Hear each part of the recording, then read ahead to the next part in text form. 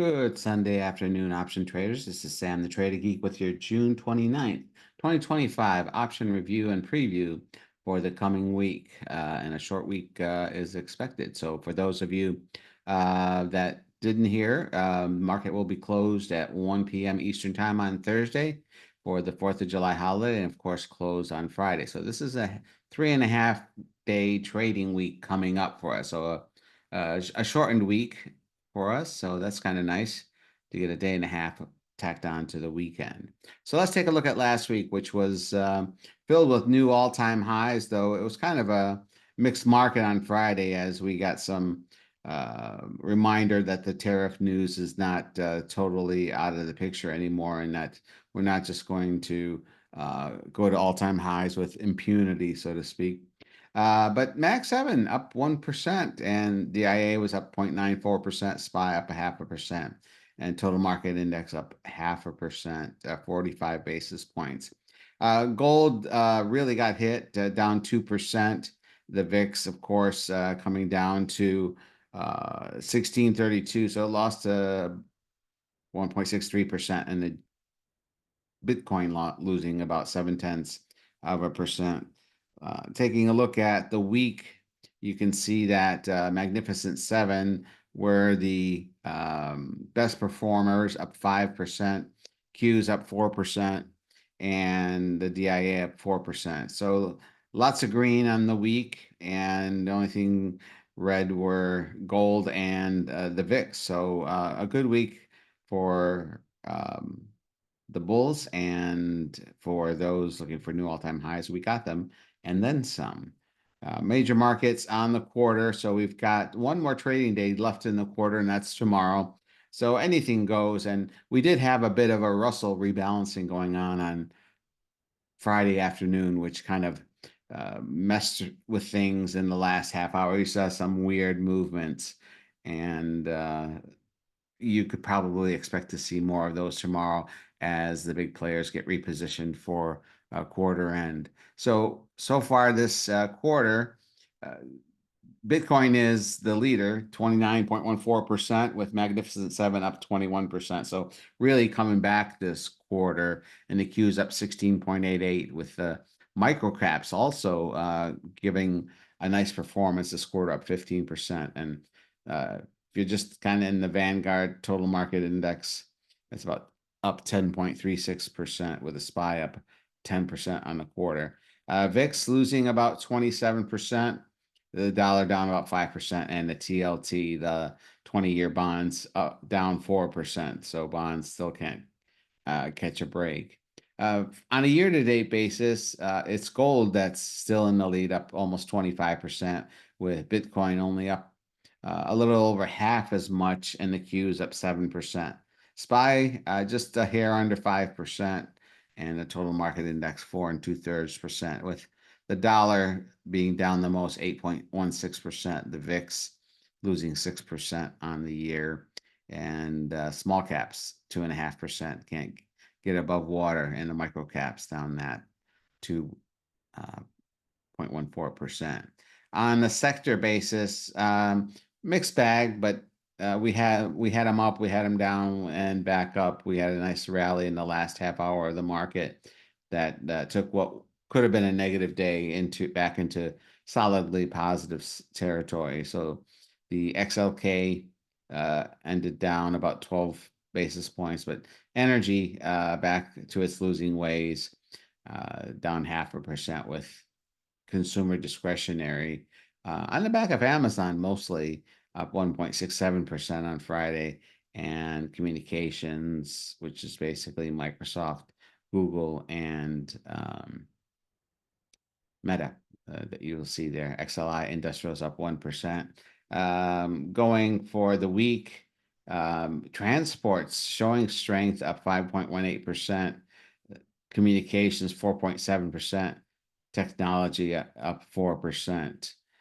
Looking at the bottom, energy, worst performer, still as a result of the ceasefire between Iran and Israel, predominantly. And then there was news that they were going to increase output, or at least talk about increasing output Real estate lost 1.7% on the week, and the staples just can't get out of their own way, down 0.5%. If we look at the sectors on a quarter to date basis, most of them are up. I should say the majority are up. Four of them are down. Mostly the defensive sectors that are down. XLP, XLRE, the healthcare down 8.27, still sick, and then energy has none what to speak of. Whereas technology is in the lead, 21.5%, with metals and mining up 20%, and the next closest is industrials up about 12%, and retail stocks up 12% as well. So lots of double-digit gains for the quarter. Let's take a look at sectors on a year-to-date basis. You can see that we have XRT, XLV, and XLY. That's retail, healthcare, and discretionary. Still in the bargain basement on a year-to-date basis, with energy just down fractionally. But the best one is metals and mining, followed by industrials, communications, and telecom. So lots of green there. We only have really 4 out of 12 sectors out of 15 quote sectors. Some of these are not really sectors. IYT transport is not a sector, but I kind of made it so. XRT is not a sector, but I made it so. And say is, you could say that IYC telecom is not one either, or at least it used to be, and now not really. Mag 7, good week for the Mag 7. Everything was up, believe it or not. Apple up 400 basis points, and then Tesla up about 46 basis points, with NVIDIA taking the lead and making a new all-time high, 9.66%. Meta up 7.5%, Amazon up 6.5%, Google 6.5%. So Apple and Tesla still lagging on a weekly basis. On a quarterly basis, everything is up except Apple. Apple can't get out of its own way. It looked like it might have been ready to join the party on Thursday, but Friday showed no oomph. But just when you count Apple out, it tends to come back. And then Mag 7 year to date, mixed bag, 3 up, 3 down, 1 barely up, and that's Amazon, with Tesla doing the worst, and Meta being far and away the leader of the Magnificent Seven on a year-to-date basis.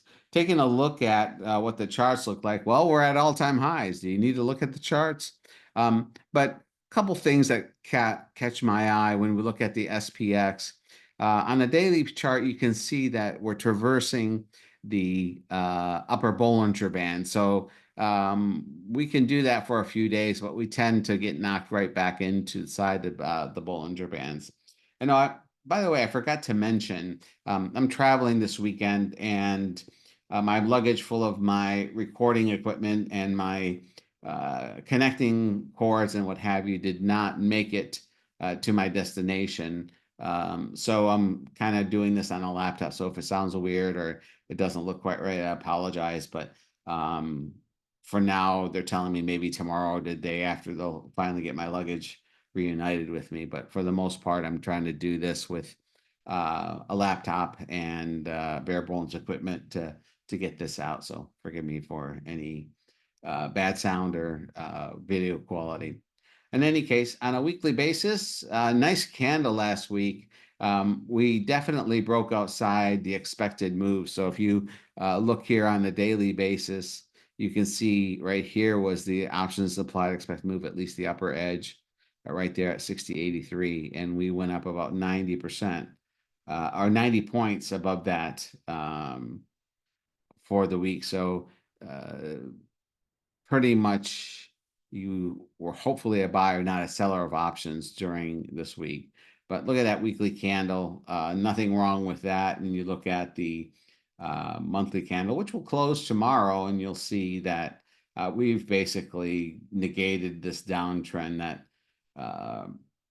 long-tailed hammer was very prescient in telling us that it was the end of the downtrend for the time being, and you can see that the MACD is trying to turn up again. And notice on the daily too that the MACD has turned positive once again. Taking a look at the NDX, similar look. We're outside of the Bollinger Band, so I'm anticipating some type of pullback at some point. Doesn't mean we can't keep going up. Doesn't mean I'm bearish. I'm just being realistic. When the market tends to trade outside the Bollinger Bands for 3-4 days, we tend to get a snapback inside of them. We don't stay out of there forever.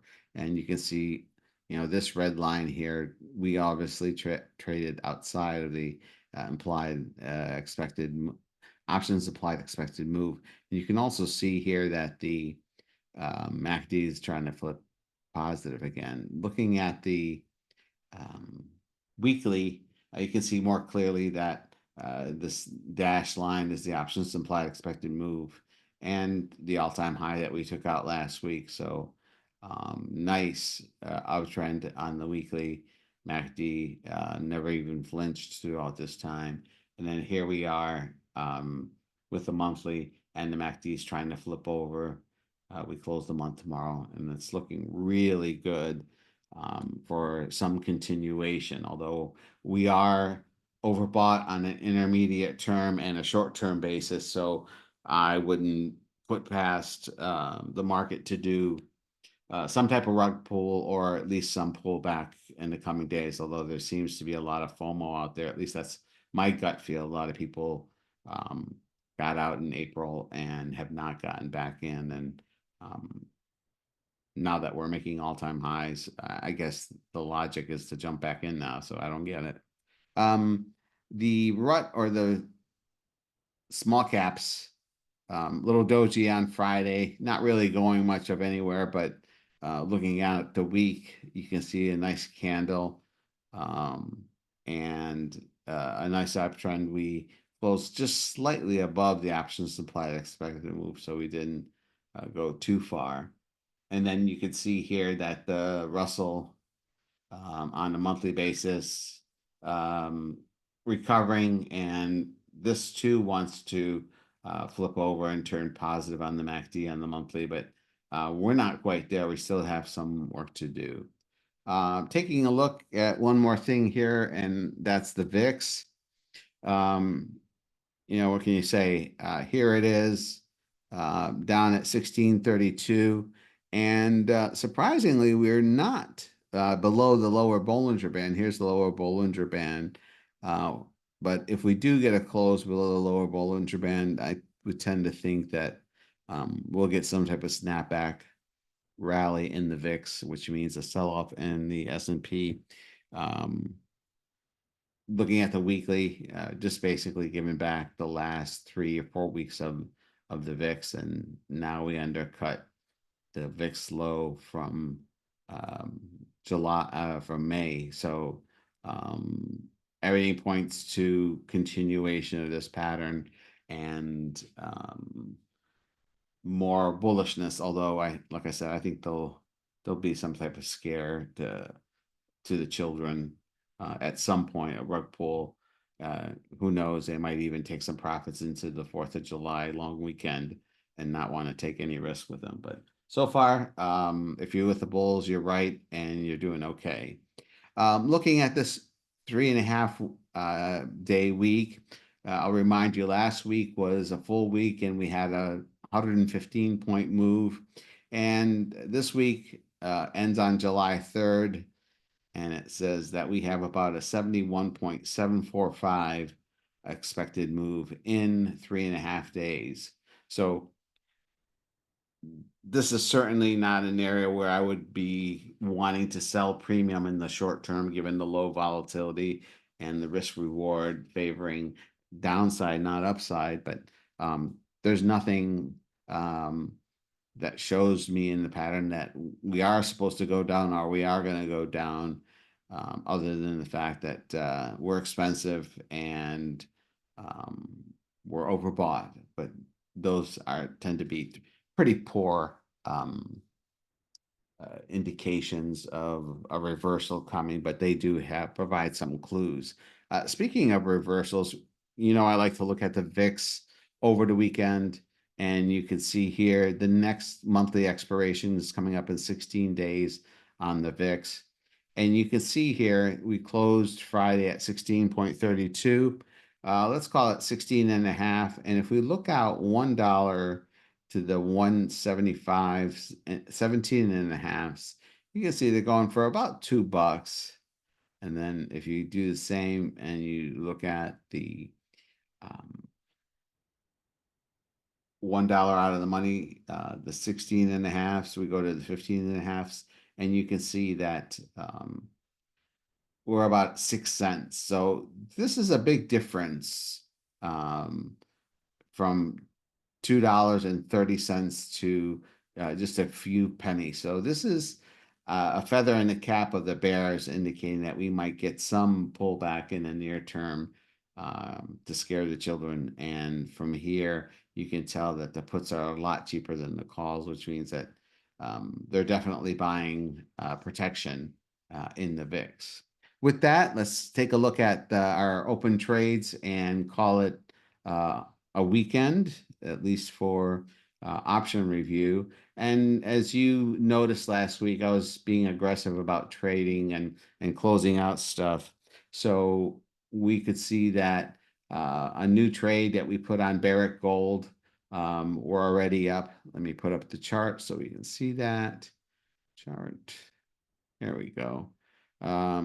So coming into a bounce area, and we took a straight call in August, and this will be have a 50% stop on it in terms of the premium paid, and then we paid $1.33.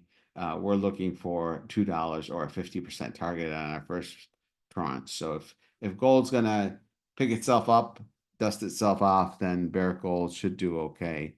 BLDR, our long-term play on home building and home building supplies. We haven't gone anywhere. We're down 15%. We were down a lot more than this, so that's a good sign. And we have a lot of time till January. So this thing is trying to get moving in our favor, and we'll hang in there with this one. Next one is Costco. We have a 950, 925 put spread in July, and this one is doing well. We're up 10%. Looking for this one to dissipate to nothing, but better than a stick in the eye, as they say. Dell, we took some more profits last week on this one.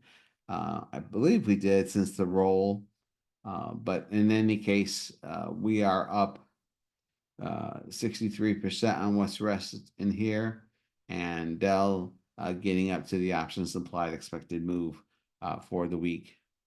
DIS finally moving up out of this range, and like to see it follow through next week and get us to our next profit target, which is 895 on this spread. You'll recall that we rolled this up at one point. I believe this is one of the plays we rolled up. In any case, patience has been our friend, and these have until September, and it looks like it wants to continue further upside. I bet the short put that we have doing well. We're up 40%. If you get a 55% profit, take half of them off, or 50% profit, take half of them off if you have multiple units, so that you don't end up giving it back. But I bet looking good from a short-term premium perspective. Take a look at the NVIDIA. We still have these call spreads, and they are have 75/50 put spreads sold against them. You can see here that we're waiting on our next profit target. I'm being very patient since we have till January. Nothing wrong with this. New all-time highs. NVIDIA is doing well. PLTR, well, that one kind of took a little bit of a spin out. You can see here Friday, it was down about 13 and a half bucks. Could be on Russell rebalancing, could be end of quarter profit taking, but you know, I wouldn't be panicked about this at all. We're still profitable on the put that we sold, and we'll look to either reposition it or sell or close out the put. But for so far, um, we haven't even come close to the stop. Maybe it's too far out, but I like Palantir. I think that it's going to bounce back, and I'm not worried about it at all. RKT, Rocket, another one that we have put on. We've taken one profit target. It's really going nowhere. We went up, we went down, we went up and down again. So Rocket, one of the slow movers where we have premium. So we'll just hang in there with this one. RTX straight call purchase. We've taken two profit targets on this one, and we're waiting for our next one. We want a profit target of about 7.25, and we're waiting for that to happen. So RTX working out pretty good for us. And then TLT trying to get out of range and work for us. So we shall see what um, comes of that. I really think that at some point TLT, which is hated so much, let me see if I uh, had this filtered on just mine to make sure I'm only covering my stocks. Okay, here we go. So TLT, um, here we go, right there. We're just down 1.47%. It's a short 85 put. And then XBI, finally, this one just seems to go nowhere. I mean, here we are on June 27th, and here's where we are on uh, June 9th. We're just going nowhere in this. We're just chewing up premium. But in any case, um, XBI not doing anything wrong, but really not exactly knocking the lights out. So that's all of our trades. I've been trying to be a little bit conservative. I'm putting on new trades where we are in the markets and at all-time highs. And I'm thinking still that we're going to get something more than uh, a half-hour pullback in this market, and that could come before the 4th of July, could come after. But make no mistake about it, this is a bullish market that wants to continue going up. I think there is quite a bit of FOMO out there, and I don't think you should participate in that. Take profits when you have them, not when you have to take them, and trim along the way we scale out on different trades, so that you're not always surprised when the market or the stock drops so much that you need to bail out and give back a lot of your profits. In any case, I hope you have a great rest of your weekend. If you have any feedback for me, Trading Geek Sound in the forum or at Trading Geek on Twitter. You may follow if you don't already. And I will see you in the forum back tomorrow, hopefully with my luggage back. And I have the clothes I need to wear in addition to my equipment. Take care, guys. We'll see you tomorrow.